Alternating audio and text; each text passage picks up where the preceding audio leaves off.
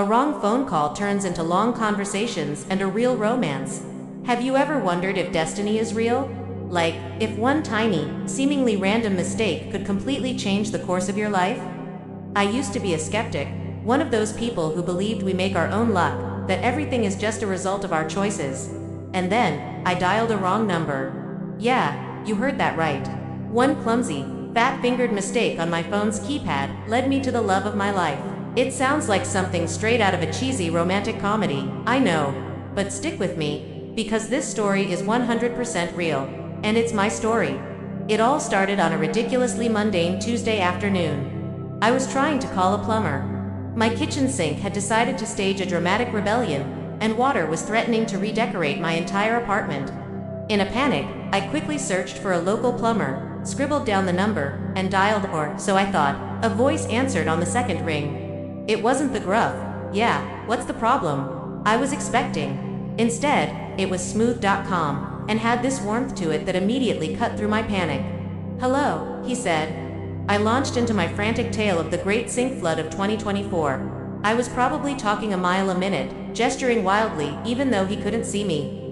When I finally paused to take a breath, there was a moment of silence, then a soft chuckle.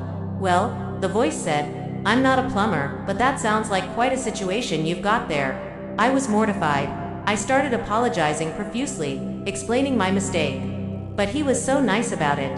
He said, "No worries, it's the most exciting call I've had all day. My name is Alex, by the way." I introduced myself, and for some reason, we just kept talking. He asked about my apartment. I asked about his boring day at his desk job. He even tried to give me some probably terrible advice on how to temporarily stop the leak. The call that should have lasted 30 seconds stretched into 20 minutes. We were complete strangers, yet the conversation flowed so easily, so naturally. It was like we'd known each other for years. He had this incredible sense of humor, turning my plumbing disaster into a series of hilarious what-if scenarios. By the time we hung up, I had almost forgotten about the water pooling on my kitchen floor. Almost. He had wished me luck, and I had thanked him for being a surprisingly good emergency hotline. I remember smiling as I finally called the correct number for the plumber. My day was still a mess, but that accidental conversation had been this bright, unexpected spark. I thought that would be the end of it. A funny little story I'd tell my friends. But a few hours later, my phone buzzed with a text from an unknown number. It read, "Just checking in. Did you and the sink declare a truce? Alex, you're non-plumber." I couldn't help but laugh out loud. It was bold, a little cheeky, but incredibly sweet. And that one text message opened the floodgates, pun intended.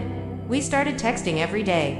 We discovered we had so much in common. We both loved old black and white movies, had a weird obsession with collecting vintage maps, and believed that pineapple absolutely does not belong on pizza, a hill we were both willing to die on.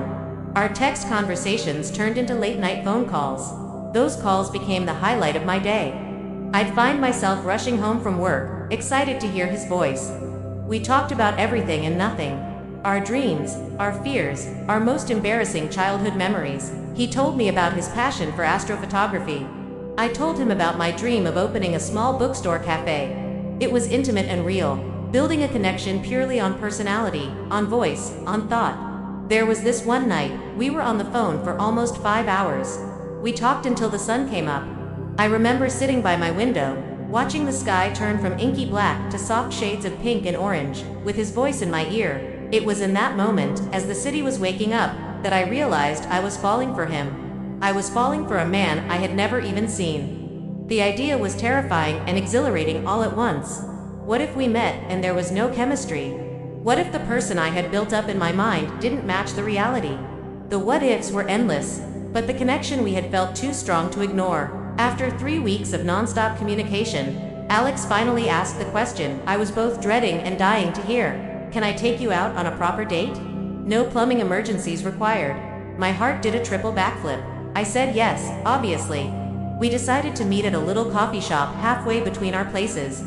The morning of the date, I must have tried on at least 10 different outfits. I was a bundle of nerves. What if he wasn't what I expected? Worse, what if I wasn't what he expected? I walked into the coffee shop, my hands shaking slightly. I scanned the room, and then I saw him. He was sitting at a corner table, looking just as nervous as I felt.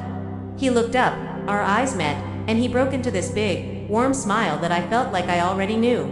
And in that instant, all the anxiety just melted away. It was him. The voice finally had a face, and it was a kind one. That first date felt less like a first date and more like a reunion. The easygoing, funny, and incredibly kind man from the phone was sitting right in front of me, and he was even better in person. From that day on, we were inseparable. Our story became our favorite thing to tell people. The look of surprise on their faces when we explained that our entire relationship started because I couldn't dial a phone number correctly is priceless.